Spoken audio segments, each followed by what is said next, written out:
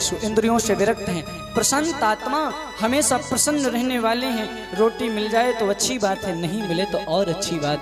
रामकृष्ण परमहंस से किसी ने पूछा, बाबा जी संत की क्या परिभाषा है? ध्यान देना, पूछना दो प्रकार का होता है। एक तो जानने के लिए पूछते हैं, एक परीक्षा लेने के लिए पूछते हैं। तो संत जी ने कहा, तुझे खुद पता होगा संत की क्या परिभाषा है, तू खुद बता। बोला, मेरी नज़र में संत की परिभाषा यह है कि रोटी मिल जाए तो खा लो और नहीं मिले तो मत खाओ। परमहंस जी डांट कर बोले, मूर्ख, ये संत की नहीं, ये कुत्ते की परिभाषा है। रोटी मिल जाए तो खा लो, नहीं मिले तो। संत की क्या परिभाषा है? बोले, रोटी मिल जाए तो खा लो और नहीं मिले तो भगवान को धन्यवाद करो कि गोविंद तूने मुझे आज भजन करने का अवसर प्रदान किया। ये संत की परिभाषा है। जो भगवान की हर परिस्थिति में खुश रहे उसे संत कहते हैं।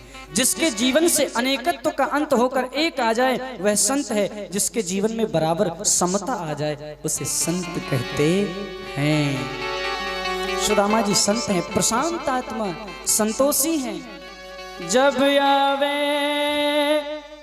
संतोष धन तो सब धन धूरी समा। भूख लगे तो मांगी खाई हो, गिनऊ न सांझ सबेरो,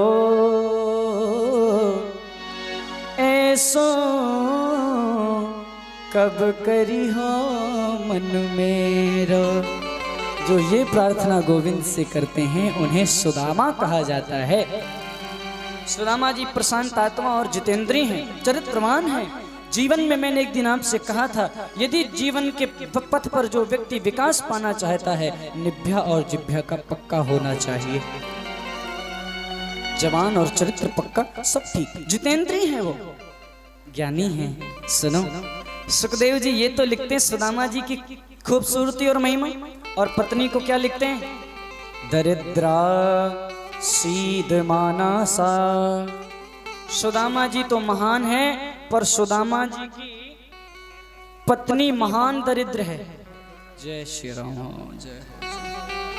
सुदामा जी की पत्नी महान दरिद्र है। लोगों ने कहा ये तो ठीक बात नहीं, जब पति संतोषी है तो पत्नी को भी संतोषी होना चाहिए। माताओं ध्यान से सुनना, परिवार में 4 प्रकार के लोग होते हैं और चारों की सोच अलग होती है। और श्री सुखदेव जी का नियम है, यदि 4 प्रकार के लोग हैं तो चारों का स्वभाव अलग अलग लिखते हैं।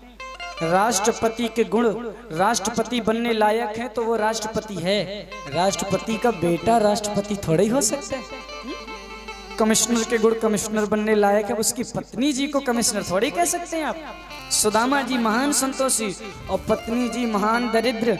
पत्नी जी के मन में कभी कभी इच्छा होती है, बगल वाले के जैसे हमारे घर में भी होता। आपसे एक बात कहूं, इसे कहते हैं ईर्ष्या। हमसे जो दूर रहते हैं हमें उनसे कोई ईर्ष्या नहीं होती, जो हमारे पास रहते हैं उन्हें हमसे ईर्ष्या होती है। हिंदी में 2 शब्द हैं, अपेक्षा और उपेक्षा।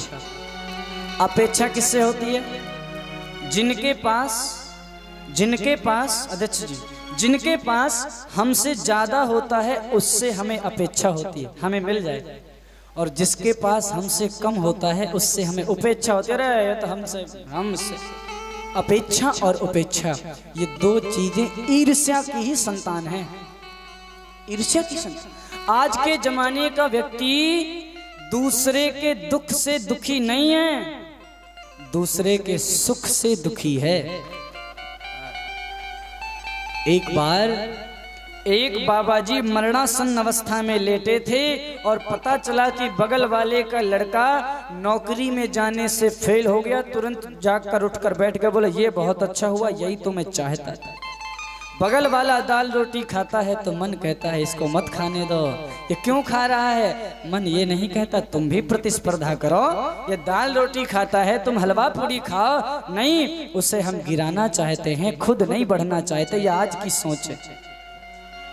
और निवेदन है आपसे, हर व्यक्ति और हर जीव के लिए संतों ने ऐसा लिखा है कि ईर्ष्या जब चली गई तो सारे सुख आ जाते हैं। एक पाठ मैंने हिंदी में पढ़ा था, ईर्ष्या तू न गई मेरे मन से। मुझे लेखक का नाम तो नहीं पता, पर ऐसा पाठ मैंने पढ़ा था, ईर्ष्या तू न गई मेरे मन से। मैं आपकी नहीं अपनी बात करता हूँ। हम लोगों को जब कभी कभी ईर्ष्या हो जाती है तो मैं आपको क्या सिखा